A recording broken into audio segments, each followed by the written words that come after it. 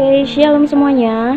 Hari ini saya akan membagikan sebuah refleksi ataupun sebuah perenungan untuk kita sekalian dengan tema Corona pasti berlalu.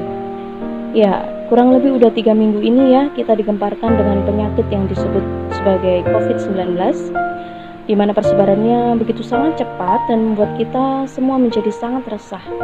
Aktivitas kita terganggu, perekonomian keluarga menurun, kekhawatiran meningkat, bahan pokok susah dicari, pergi keluar nggak boleh, jangankan bisa nongkrong bareng sama teman-teman, pergi beli sesuatu aja sekarang mikir-mikir.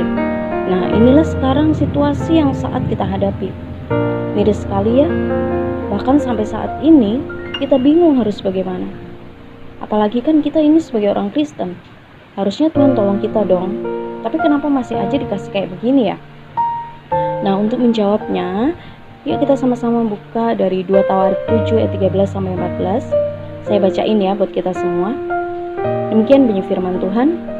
Bila mana aku menutup langit sehingga tidak ada hujan, dan bila mana aku menyuruh belalang memakan habis hasil bumi, dan bila mana aku melepaskan penyakit sampar di antara umatku, dan umatku yang atasnya namaku disebut merendahkan diri, berdoa dan mencari wajahku, lalu berbalik dari jalan-jalannya yang jahat, maka aku akan mendengar dari surga dan mengampuni dosa mereka serta memulihkan negeri mereka. Jadi kalau emang Tuhan mengizinkan semuanya terjadi, ya memang itu karena kedaulatannya Dia. Terus kalau kita bertanya, kenapa Tuhan mengizinkan hal itu terjadi? Padahal itu kan hal yang buruk.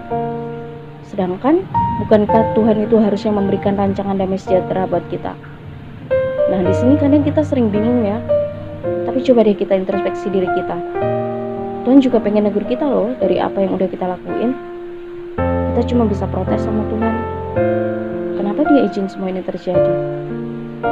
Kita lupa kalau sebenarnya Tuhan udah pernah kasih kita teguran, tapi kita nggak pernah dengar. Sekarang Tuhan kasih kita yang lebih besar buat terjadi dalam kehidupan kita. Ya buat ingetin kita lagi. Ya terlepas dari itu semua emang kedaulatannya dong. Tuhan sih emang gak pernah ninggalin kita, dan kita juga gak pernah tahu maksud Tuhan itu sebenarnya apa dalam kehidupan kita. Yang jelas Tuhan pasti sediain yang terbaik kok buat kita, sekalipun emang awalnya menderita begini. Kayak di ayat 14 tuh, kalau kita merendahkan diri, berdoa dan berserah kepadanya, Dia pasti bakal pulihin negeri kita semua kok. Jadi mulai hari ini, jangan cuma bisa protes sama Tuhan ya. Yuk kita sama-sama introspeksi diri, dekatin diri lagi sama Tuhan, minta Tuhan pulihin negeri kita. Kalaupun kita percaya sama Tuhan, kita tetap usaha dong.